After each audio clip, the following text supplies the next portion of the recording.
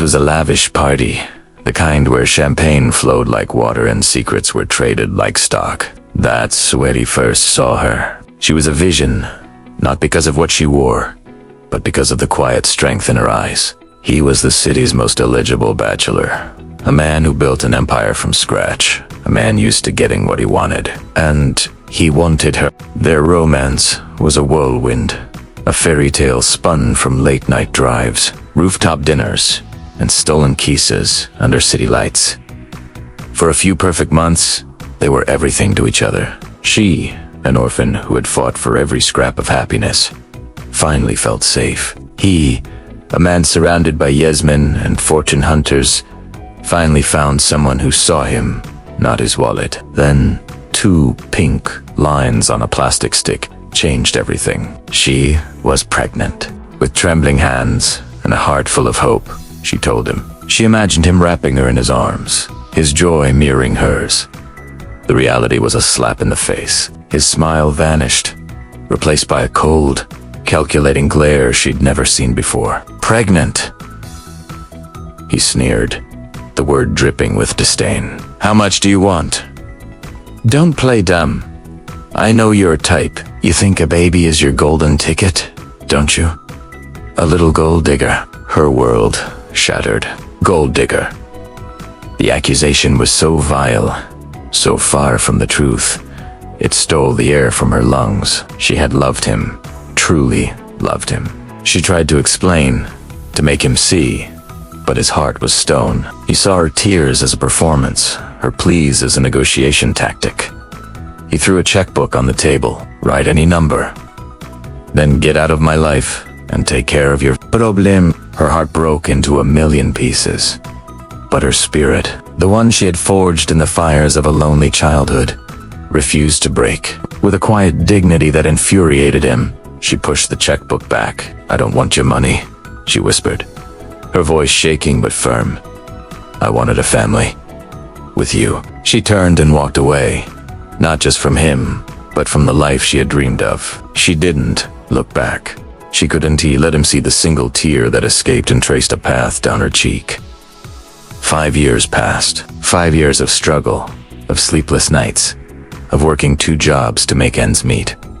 But also 5 years of immeasurable joy. Her son was her world. He had her eyes, but his father's determined chin and a brilliant mind that amazed her every day. She never told him about his father, shielding him from the rejection that still stung her own heart. She built a small, happy life for them, a world filled with love, laughter, and bedtime stories. Meanwhile, the man she once loved had the world at his feet, but his life was hollow. His empire grew, but his heart remained empty. He was surrounded by people, yet profoundly alone.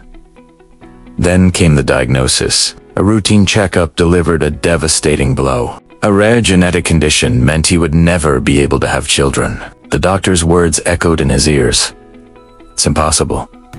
You have no heirs. His empire, his legacy, it would all turn to dust.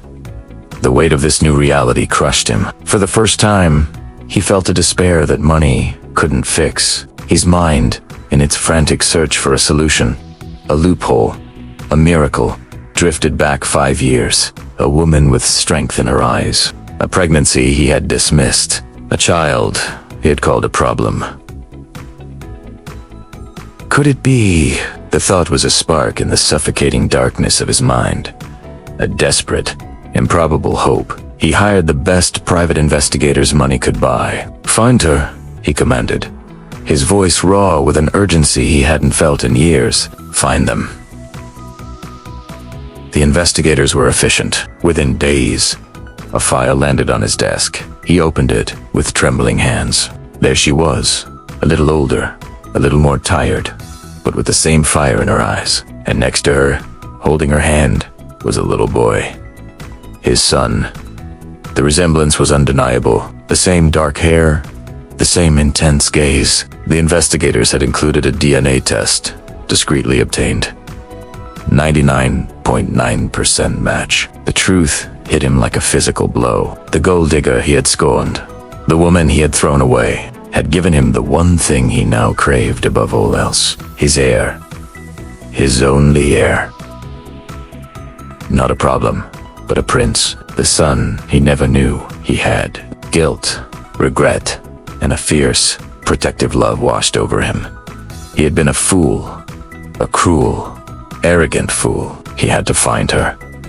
He had to beg for her forgiveness. He had to meet his son. He drove to the address in the file, a modest apartment in a quiet neighborhood, a world away from his penthouse. He found them at a local park. His son was laughing, chasing pigeons, his joyous shouts filling the air. His mother watched him with a look of pure, unadulterated love. For a long moment, he just watched, his heart aching with the years he had lost. He finally approached, his steps heavy. She saw him, and the smile on her face froze. The warmth in her eyes turned to ice. "What are you doing here?" she asked, her voice cold and steady as she instinctively pulled their son behind her. I know," he stammered, the words catching in his throat. He's my son." Her laugh was bitter, devoid of humor. "Your son? You mean my problem?" "The golden ticket. It's a little late for a family reunion, don't you think?" "Please," he begged, his pride crumbling to dust. "I was wrong. I was an idiot. I can't change the past, but let me be a part of his future. Our future. I'll give you anything. Everything." She looked at the man before her, no longer the powerful tycoon, but a broken man begging for a chance he didn't deserve. Then she looked at her son, who was peeking at the stranger with wide, curious eyes. Her heart was a battlefield of old wounds and new possibilities. "It's not about your money," she said softly, her voice gaining strength. "It never was. You can't buy back 5 years of bedtime stories. You can't purchase the memory of his first steps or his first word. If you want to be a part of his life, you have to earn it. Not with your wallet, but with your time, your patience, and your heart. You will start from zero, just like any stranger, and you will prove to me, and more importantly, to him, that you are worthy of being called his father." It was not the immediate reunion he had hoped for, but it was a chance, a sliver of hope. He looked at his son, his beautiful, perfect son, and he knew it was a chance he would spend the rest of his life fighting for. The road to redemption would be long and difficult, but for the first time in years, the lonely tycoon knew exactly what he was fighting for. He was fighting for family, and this time, he wouldn't let his pride get in the way. Thanks for watching our story today. If you enjoyed it, make sure to like this video and subscribe to our channel for more content like this. We'd love to hear your thoughts in the comments below. See you next time.